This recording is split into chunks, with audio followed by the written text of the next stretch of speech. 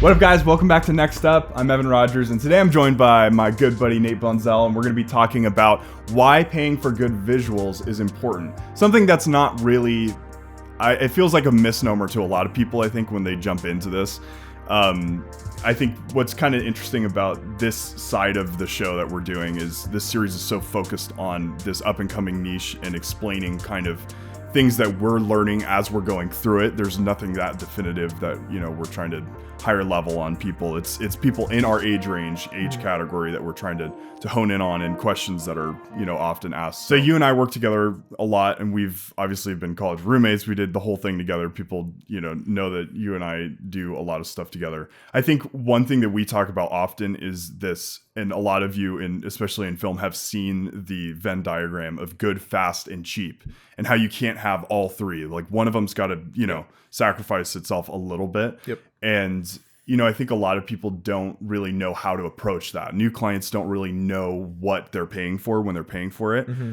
And so specifically in the visual space, like, what are some of your thoughts on, like, what that perfect marriage can be, or the best that you can do? Because normally you can only keep two out of the three. And I think part of what your goal as like a producer or a DP is helping people come alongside that. And like, when they want a project, it's your job to help them see that Venn diagram and help them see like what all needs to go into this. And if you want this to be a certain way, okay, well, here's the things. Okay, you want this. Well, this is what it's going to take to do that. Okay, if you only have this much to do it, well, this is what this is going to look like, and so forth. So, like I said, like, it's kind of like you have to be able to walk that line, and that comes with experience of knowing, first of all, how to make something look as good as possible, and also knowing how to do something as efficient as possible, and using what you have and what you know to the best of your ability. Like, you have to know all aspects of good, fast, and cheap. Like, you have to be skilled to be able to do it quickly, and you have to be able to maximize resources to be able to do it cheaply or more expensively if you're given a budget, you know? So that's you kind of got to know how to explain that to people, and dealing with clients is a big part of that. Helping them understand like what they want, and see problems that come up before they do. Yeah, that's really big, you know, key. And I think it's funny because, like, something that goes into that, and I think a lot of people probably in film see this on all ends, not just like cinematographers like yourself. It's even producing and other people that are pitching the projects see the same thing, because obviously in a producer's mind's eye or in a director's mind's eye, they're always thinking about what the final image will look like. So when they're pitching clients and they're putting together treatments and putting it out there, I feel like a lot of people, you know, our goal as filmmakers is often to try to reach those people and tell them why they're paying, like you were just saying, why they're paying for what they're paying for. Right. And when they want to sacrifice one of those three, good, fast, or cheap, they realize that, okay, well, at least if I'm going, you know, good and fast, it'll be something that I can get out quickly. Or if I'm going good and cheap, it's a skeleton crew that I trust. Or I feel like a lot of the process is like proving yourself to the person, and it's kind of a bummer in some respects. But like, what is your thoughts on something like that experience? I think I was given advice of just knowing. I was given advice a while back of just knowing, like, you have to be able to explain yourself and explain your skill set, and you have to be able to, if someone's asking, well, why are you charging this much? You have to be able to know your stuff. Like, if you have this rate and you can't explain why it's built up this way or why it's even cheap, like, you have to be able to explain, okay, well, here's the things I've done, here's the things that I've learned along the way, and you just got to be confident and know what you're about. And I think that's really huge, is to know yourself and know your skill limit and own it. Like, have confidence and like understand that, like, yeah, I can do this and I can make a good product, and I want you to trust me with this investment in that way. And so it comes down to just really knowing, you know, what you're capable of and not being timid about it. And like, yeah, I'm worth this much. I really think that for this product, I can charge this much. So yeah, it just comes down to knowing yourself. Yeah, it's like the whole principle of knowing your why. You hear that like all the time, especially in the business world, but even specifically in our industry, I think a lot of people say that and it's kind of a buzzword, but it actually, like what you're saying, it's actually true, because if you know what you offer and what you bring, like you're saying, it's much easier for you to figure out pricing, and it's also better to figure out your time. And I wanted to kind of like link that with pricing, because I think a lot of people, if you're wondering like how you should charge for that, that's basically how you want to think about everything, is you price it based on hours. And if you're, you know, putting your time together and realizing, I think too, like something that couples with it is, you know, we were talking even before about Malcolm Gladwell, his 10,000 hour rule, and how it's 10,000 hours to master whatever your specific field is, or whatever your specific niche is within a field. So if you're DP or whatever, you put in 10,000 hours on set and doing all that stuff. And then you've come to a point where you really know you can charge for the right thing. And as like you're going along the process, I feel like it's, you know, something that you keep, it's trial and error. You keep figuring it out, figuring it out. But I think that influences it when you know, when you're out on set all the time. And I know that you're like that, because like for me too, like when I was green on set and I didn't really know what was going on, it was really hard to tap in with people and connect with people even on set. And, you know, when I was pitching myself, it was harder to do, because like I didn't know what I could bring and I didn't know how efficient I could be. So like, what's your experience? Because I know you're that way, where it's like pushing product and being on set all the time. Like, I think, I had a thought that was going to go there. I think you can also know, you need to know also like when to charge, especially when it comes down to charging. When you know that a certain product or project is going to take a long time, you scope it out accordingly, and you can charge more because you're like, okay, this is going to take me a certain amount of hours. Okay, and then this is how it's linked to stuff I've done in the past and what I can build. But also, if you know something isn't going to take that long, but you know it's going to like turn out well, you can also charge for that end product and that like ending of like, this final product is going to be good, but I actually know it's not going to take me that long. But because I've had the experience to make it done in this quick fashion or like really efficient, like I can charge more for that too. So I feel like it's important to also know when to also know your limits. If someone's coming to something and you're like, you know what, I'm not actually skilled in this area, here's what I can do. If you're okay with this, then, you know, we can work with that. But also knowing like, you know, I think this person might come along and do this better, or like, and that's why having your own style is important too. You get hired for your style. Especially nowadays when everyone can do a little bit of everything. And you've seen that too. People want something that you've produced or something that you can recreate. Like, I'm not going to go to a set and claim that I can do, I don't know, what's something I haven't done, like, you know, like a crazy music video or like or even like narrative film, something I don't have a lot of experience in. And I'm not going to say that I can just do everything.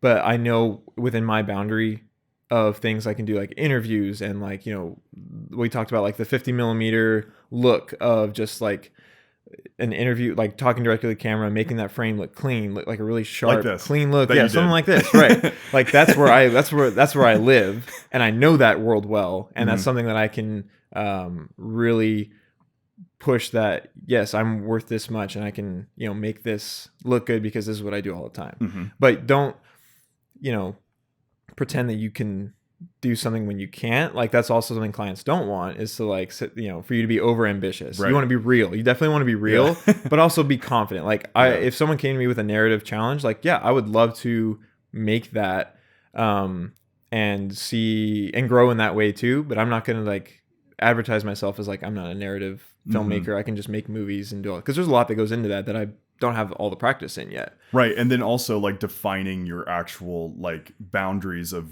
like at the beginning with the client. I think a lot of people don't always do that. We get people like us, especially creatives, get excited to jump into something. And then we forget to define the terms. We forget to actually put contracts in place if we need to, if it's a bigger deal. You forget to lay out like your package details and all that stuff. And that's something that's really interesting to me, because I feel like in my experience, you know, you get a client and you are really vibing with them and it's really working, and you think you have the same expectations of what something's going to be. And then it gets to post, and that happens every time, where you get to post and you realize, well, actually this wasn't as well defined. So in like my expertise specifically, I, have sat so much onto the post-production side in my career and been hired as editor on a lot of different gigs. And I think that was what I had to learn for myself. And it goes back to the mastery thing. If I'm going to be able to deliver a product start to finish, I need to especially put time in post and budget time in post and budget revision time. And you have to lay it all out. We just talked about that last weekend. Because otherwise you can get really screwed. And it's not nobody's fault. It's just that you didn't, put it out there enough, right? And those are the things that you learn over time is like when you start a project, these are the things that I for sure need to make sure that people know for myself and for them that like, this is how we're going to do things. And I think for me being in a more of a managerial role in the last couple months, I've already seen a growth in how people approach projects to me. Like I've like been able to like see it in my head almost immediately, start to finish, what it's going to take. And that was something I didn't really see before. Like I've only seen parts of the process. Like if I just show up on set and like help with that and then don't see the editing, or I just edit this thing that someone gave me. It's good to have those little pockets of the production, but like now I'm starting to see from beginning to end what it takes. And now when people come and ask for something, there's already like a list of questions that I have in my head that I always have to ask. Like, when do you want it? How, good, fast, cheap. It's the same thing. You literally have to ask those questions of, what your expectations are. And like, when it comes to the mastery of the hours, the more you're interacting with clients, the more you are on the production set, those are the things that are going to be more prevalent as you go forward. Like you're going to start thinking from start to finish. You're going to have this whole in your head, what it's going to take. And you can use that to guide, your production team and the interaction you have with the client. You can use that to really like make it a smooth experience the whole way through. Right. If you don't define that, we have to know what you want. And you also, like I said earlier, you have to be able to kind of give them what they want without them verbally telling you what it is. Like you kind of got to know, like you kind of like read into people and if they're not like in this film world, there's a lot of things that they are not even going to see and details that we want to put in. But that's not to cut you off, but that's the thing right there that I always try to hit on is there are details that they will miss. They do not realize. I think it just happened to me recently. I got on for a pitch and I was thinking like the whole time I was thinking, I don't think they really get what I'm trying to tell them. Exactly. So how do you communicate that? And I think for me personally, like especially in my email marketing that I do for myself, outreach, I guess is more of what I'm trying to say. I really try to hone people in. It's almost like the marketing funnel and how the marketing funnel works. And if any of you guys know how that works, you basically are trying to drop the consumer in at the very top level of the funnel and at an impression level and then get them down to actually convert, right? And so the goal for me is when I pitch, I'm like, my emails should reflect that exact thing. I should be saying, I should be leading the client from the very top of who I am and what I do down to what I offer them and why they should get it. Right. And then showing them a piece of my work of something that pertains to what they do. And we've talked about this so much. The point is like being very, especially if you're a visual artist, you need your portfolio out there and people to see it. It seems very like beat over the head cliche, but it's so important to have that attached. Embed your links, whatever it is. Use Vimeo and embed your links on your website and just share individual links.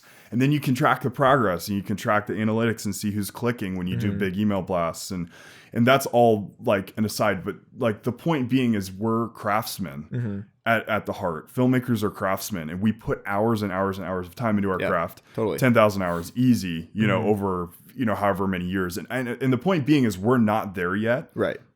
And that's what the point of Next Up is. This show is very specific to the fact that all of us are still on the come up. And this is very focused at the 18-24 range. Yes. But the reality is we are craftsmen and we put time and effort in our lives into it. And we're telling stories. And I wanted to get your perspective on that too, because that's the point really is you're telling whoever the client is putting themselves out there, whatever the experience they're trying to give to their consumer, they're creating a story or a memory for them. So like, do you think through that as you're putting together your stuff? Yeah. And I think you want to see their vision through, but you also want to see it through your lens as well. Like you're going to put your stamp on it regardless. And so you want to be able to have consistency. When they look at your portfolio, they look at the things you can do. You want to be able to like have that consistency, have like a similar look, but also diversify. There's you can have different looks, but also maintain your style. That's also important too. But for people that want to see what you can do, you want to be able to always have had a certain consistency and always be detail oriented. Like things that people are never going to notice, like you have to like nail those every time for yourself, because over the course of like 50 to 100 videos, those things will start to add up and will shape what your style is and how you create videos and how you, in any art, it'll shape that. And I think it comes down in filmmaking, like small editing tweaks, things in frame. It's like efficiency totally pieces. Yeah. And it's in both in time and product, not to cut you off. No, I get it. And it's like, I want to be able to show them that we care about little things, little tiny things, little lights that are in frame. When it comes down to like even what we put on a desk or what we put in the background, like everything has to have a purpose. And if you do that enough over time, your style will start to be defined and your eyes will be trained. I was thinking something also when we talk about more technical film perspective, like you need to train your eyes to see things that no one else sees. When you look at an image, like right away now compared to like a couple years ago, and we could even use this show as an example, right? We didn't look at what we used to do on this show until like we took like a year off essentially, and then we came back to it like, hey, we want to bring this back, let's look at what we did, how can we make it better. We like turned it on, we were like, what in the world were we thinking? Like so many things stood out to us right away that we never even thought of back then, and that's a testament to our growth for sure. We're not at 10,000 hours, but like the hours that we have put in have shown growth for sure. And when it came to using this room, like this room looks totally different now, just because like when we came in here to like try and how can we freshen this up, immediately was like, okay, let's get this stuff out of here. Let's like really make this space moldable. And that's something that we do every time when we're on set. Any production we do is like, is this like, are we tied to this space? Like, do we have to shoot here? Is it something the client wants? Is it something that we want? Because if not, like if it doesn't work, like go to a different spot, go like change something. If you feel it's not working, then your audience is going to feel the same way. Exactly. And you're totally, not to cut you off at all, but like you're totally on it with, and I think I'm going to touch on this specifically in a different facet in a different episode, but the point being is perception is everything. No matter what it is, you have to remember people read their own opinions into what you've made. And so the more bulletproof, like you're saying, the more bulletproof you can make whatever you're shooting look, your product, whatever that is, you treat it like it's a canvas. And especially as a cinematographer, I know you think about that, where you are painting a picture for them and composition matters and everything matters, and those things are things that people will pay for and they don't even know. Right. But it comes down to, we talk about this all the time on interview setups, even if it's a single person interview, if I'm looking at you in the frame, the point being is like, you're really, really trying to create like everything from depth to how this talent is actually sitting, what they're saying, the mic placement, everything in there goes without saying, but really like when you look into it as a consumer and it's perfect and it's squeaky clean and they don't have to worry about it, that's the goal. They'll never understand fully. And I'm not trying to put anybody on blast. I'm just saying they'll never fully understand what you put in or what your team put into making it perfect. But that's the goal, right? And I think I was thinking about this yesterday. Like people, whether they have any sort of cinematography knowledge or not, or like they just like to watch movies, they know good videos and bad videos when they see it, but then maybe just aren't able to see it right away until they start pointing out certain things. Like something as simple as like when it comes down to an actual like cinematography terms, like shooting into the shadow. Like it wasn't even a question when we were setting this up, like where the camera was going to be. I was like, nope, the lights are going to be on this side. We're going to shoot this way. And that's something that immediately was like, that's just what we do. That's what you do as like a cinematographer. Like that's a rule you follow. And when you have those kinds of rules in mind, that can, like, from the start of a production, shape the rest of it, because there's rules you want to follow. There's things that you need. You need depth. You need, like when it comes to a 3-point lighting setup, like you have to have those elements, and following those rules and being meticulous about what's in your frame will just set the tone for the rest of it. And then you can be creative on top of that. I think in terms of my process in particular, like one of the best things that I love when you step onto a set and you get to do something is like turning all the lights off. Like just something like that is so simple. And seeing the output even from one. Like, just from one light. Yeah, Okay, we're right. gonna like do one light. I'm just gonna put it on your face, and then let's just see what happens from there. And like that was true in this room. Like the first thing we did, okay, let's just turn like the house lights off. And like something we didn't even do last time. Like we were like just had light in here for no reason. You know, it was not motivated. It was not like it served no purpose really. And now getting to just walk into a space, turn all the lights off, start with one light, start with the things you can't control as well. Like if you're outside or if you have a window, those kinds of things you shape your frame towards. Those kinds of things are super like, and once you understand it, it's like it all comes down to understanding it, because then once you understand it, you can use it to your advantage. And that's something that personally I didn't get. Like I knew, I think we talked about this, like I knew about 3-point lighting coming out of school or like, you know, in the early days of cinematography, but like it never clicked about how to actually apply it, when to use it, and the things you need to be looking out for when you're doing cinematography. Like and that comes back to training your eye and like training your style and really just locking down the things that are like you have to have when you are doing a project. The creative side is cool, like adding things in the frame or adding color or adding like dramatic lighting, that kind of thing. Like those things you can add later once you understand what you need to do in the first place, which is light your subject well, light the space well, and then you can just be creative after that. But it comes first, you have to understand, like that phrase, you have to know the rules before you can break them, that kind of thing.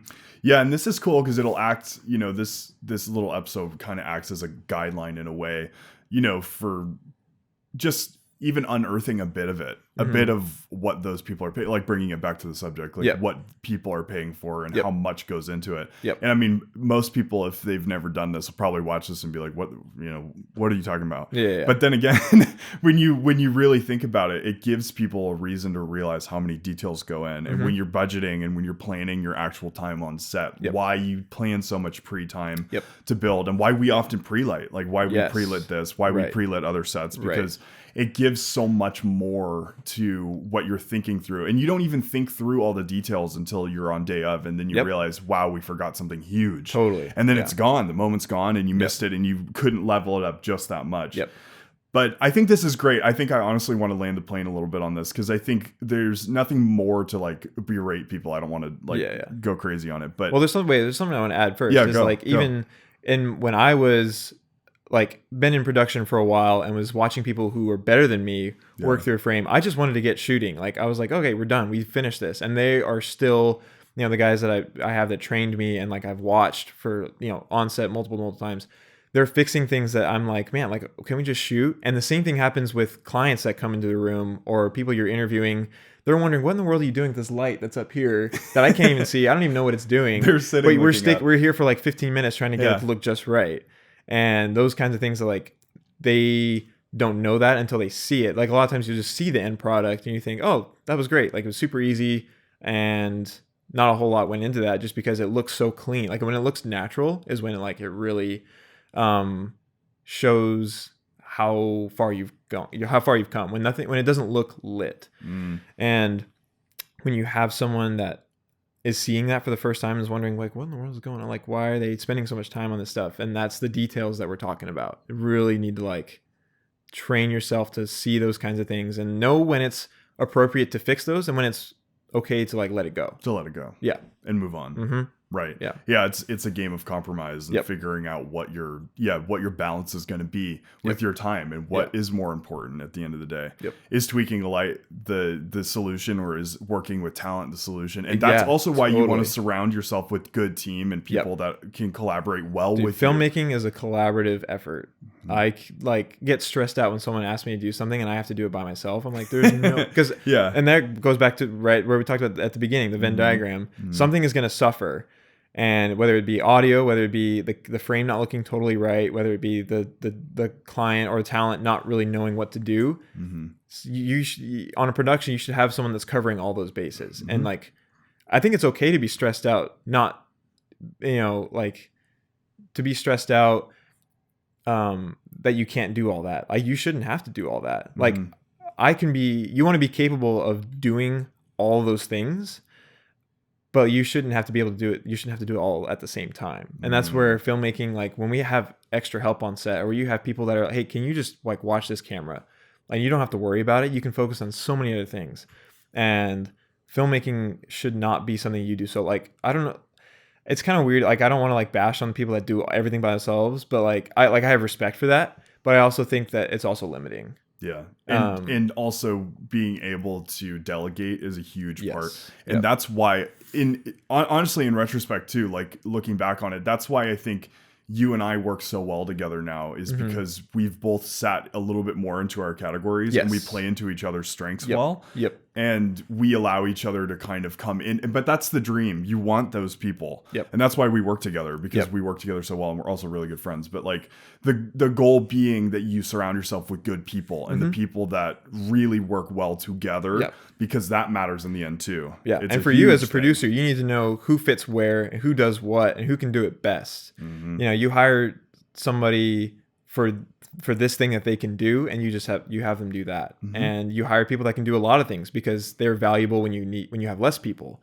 If you have someone that can do like an audio setup or do lighting all kind of in the same realm, you get that person to do it. And then if you can't, like you find people that can fill in those little holes. And that's where like you with your networking, knowing like you got like an arsenal of people that you can call to do certain things. And for me being a part of that in terms of like helping the visuals and like, you know, keeping the production, everybody benefits. Keeping the tech side and the production in line and to see your vision through. That's where I want to help. Producing for me isn't like where I want to be necessarily. I'm having to do a lot more of it now, and I'm thankful for the growth that I'm in there. But like my dream is for like you to be able to say, Nate, make this look cool, and I'll handle everything else. Like here's where your realm. Just go and do this, and I'm like, great. I don't have to like talk to anybody. You know, I don't have. Well, it's not that I don't want to talk to people, but it's like I can focus on introverted. It's like I can focus on what you came to me to do, Mm-hmm. and I don't have to worry about dealing with the client or, you know, the whole production in terms of the story, which I want to help you to do that and be involved in.